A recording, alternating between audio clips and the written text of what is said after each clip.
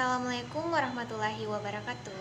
Hello everyone, saya Putri Aulia Usmansyah, kelas BK1A dengan NIM 220404500009 dari Prodi Bimbingan dan Konseling Universitas Negeri Makassar.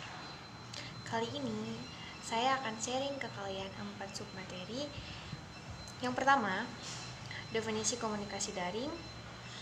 Kedua, jenis-jenis komunikasi daring. Yang ketiga, kelebihan dan kekurangan komunikasi daring. Dan yang terakhir, contoh-contoh jenis komunikasi daring yang kalian jumpai di kehidupan sehari-hari. Untuk penjelasan yang lebih lanjut, yuk simak video berikutnya. Apa sih komunikasi daring? Komunikasi daring adalah proses penyampaian dan penerimaan pesan menggunakan internet mengarah pada aktivitas membaca, menulis, serta berkomunikasi lewat jaringan komputer atau cara antar individu menggunakan perangkat gadget yang terhubung melalui internet. Oke, setelah tadi definisi komunikasi daring, adapun jenis-jenis komunikasi daring. Jenis komunikasi daring terbagi menjadi dua. Yang pertama, komunikasi daring secara sinkron. Komunikasi online yang bersifat sinkron memiliki arti sebagai jenis komunikasi yang real time bersama dengan orang lain. Jadi, waktu yang digunakan oleh kedua pihak untuk melakukan komunikasi atau berbagai informasi terjadi bersamaan. Kedua pihak tersebut bisa secara langsung bercakap-cakap dengan atau tanpa bertatap muka. Yang kedua, komunikasi daring secara asinkron. Pada jenis komunikasi yang satu ini, orang-orang melakukan pemindahan informasi dalam waktu yang berbeda. Biasanya informasi akan disampaikan terlebih dahulu oleh pemberi informasi pada fasilitas yang disediakan oleh internet sebelum akhirnya diterima oleh penerima intinya. Kekurangan dan kelebihan komunikasi daring. Kehadiran internet sebagai media komunikasi memberikan dampak yang cukup besar bagi kehidupan kita. Internet telah menciptakan semacam ikatan yang menjadikan kita lebih dekat dengan teman, saudara, atau rekan kerja yang jauh jaraknya.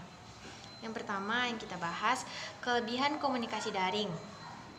Yang pertama, pengguna dapat berkomunikasi di mana saja dan kapan saja asal terkoneksi dengan jaringan internet.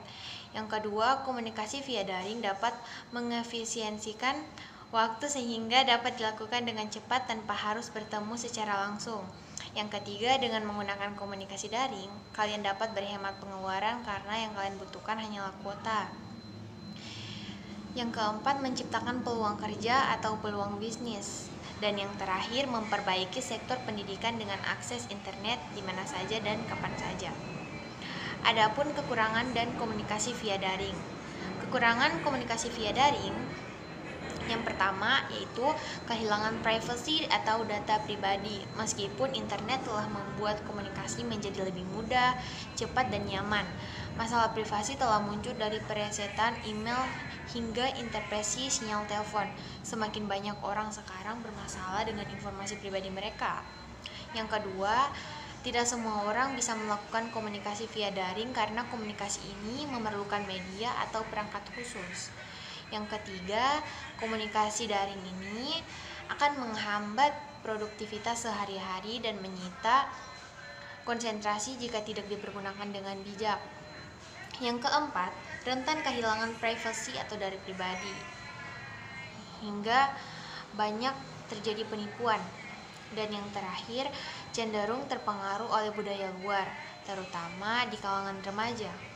Adapun contoh-contoh jenis komunikasi daring. Yang pertama, saling bertukar pesan, misalnya di WA, Instagram, Telegram, dan lain-lain. Yang kedua, video call dengan teman, sahabat, orang tua, keluarga, ataupun kalian yang sedang LDR. Bagi para pelajar, tetap dapat berinteraksi virtual dengan guru dan siswa lainnya melalui aplikasi via Zoom ataupun Google Meet. Dan yang terakhir, berbelanja kebutuhan di toko-toko online seperti Shopee, Lazada, dan masih banyak lain. Kesimpulan dari materi yang saya bawakan tadi adalah perkembangan komunikasi daring saat ini sudah semakin maju. Dalam hal ini tentu juga memiliki kelebihan dan kekurangan. Tinggal bagaimana kita menggunakan komunikasi daring untuk hal yang positif dan menjauhkan dari hal yang negatif. Karena tentu saja dapat berpengaruh untuk kita bahkan orang lain. Pada zaman ini, kita telah dimudahkan dalam berkomunikasi, apalagi seiring dengan perkembangan zaman yang semakin modern. Jadi begitulah sharing singkat dari saya mengenai komunikasi daring. Semoga bermanfaat. Sekian dari saya. Assalamualaikum warahmatullahi wabarakatuh.